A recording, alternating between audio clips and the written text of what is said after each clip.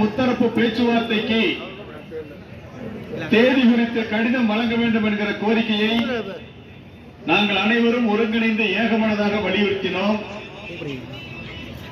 அதற்கு இயக்குனர் அவர்கள் நாளையே நிறுவனங்களினுடைய கூட்டமைப்பை அழைத்து பேசுவதாகவும் பேசியவுடன் முத்தரப்பு பேச்சுவார்த்தைக்கு தேதி குறிப்பதாகவும் தெரிவித்திருக்கிறார்.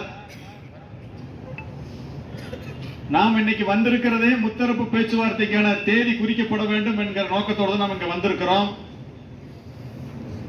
மிகப்பெரிய உழைப்போடு பொருள் செலவோடு பல சிரமங்களை தாண்டி இங்க வந்து சேர்ந்திருக்கிறோம். எனவே உடனடியாக நிறுவனங்களை அழைத்து பேசி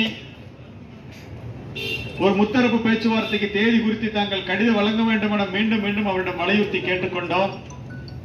இயக்குனர் அவர்களும் நிறுவனங்களையே நாளையே அழைத்து உங்களை போல நான் அவங்ககிட்டையும் பேசுறேன், பேசிட்டு அரசோடு கலந்துகிட்டு உங்களுக்கு தேதி குறிக்கிறேன் கண்டிப்பா அப்படின்னு சொல்றாங்க.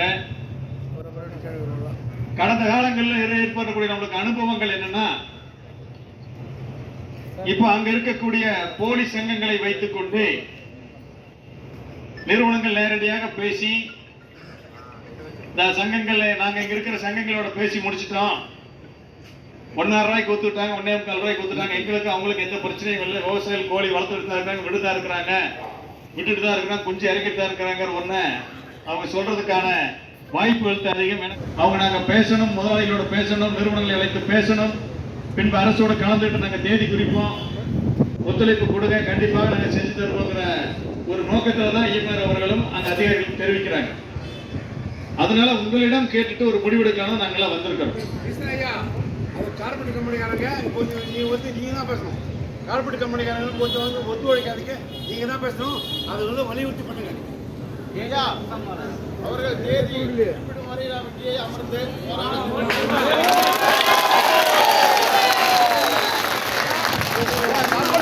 சற்று அமைதி. காத்திரு போராட்டத்தை தொடர்வதற்கு காவல்துறை அனுமதி மறுத்து கைது செய்தால் எல்லோரும் கைதாவீங்களா? திருப்பி 6 மணிக்கு விட்டால் இங்கதான் வந்து உட்காரலாம். காவல்துறை கைது செய்தாலும் சிறையில் அடைத்தாலும் நம்ம தேதி குறிக்காம கடிதம் வாங்காம ஊருக்கு திரும்புறது இல்ல.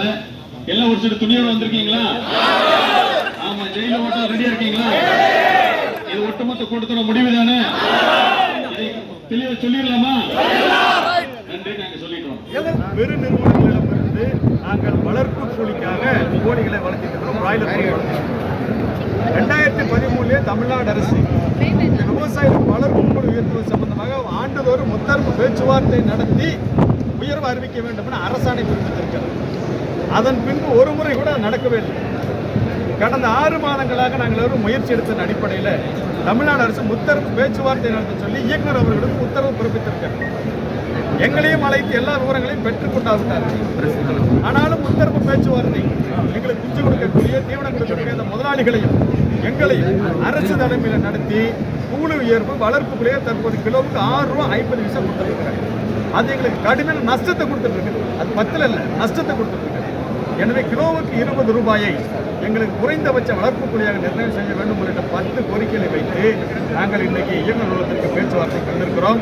முத்தரப்பு பேச்சுவார்த்தைக்கு தேதி குறித்து எங்களுக்கு கூலி உயர்வு பெற்று தராவிட்டால் தமிழ்நாட்டில் வருகின்ற காலங்களில் ஏற்கனவே நாங்கள் நடத்திய உற்பத்தி நிறுத்த போராட்டத்தால் நாங்கள் குஞ்சு வளர்ப்பதில்லை, கறிக்கோழிக்கு எப்படியே தட்டுப்பாடு ஏற்பட்டிருக்கிறது.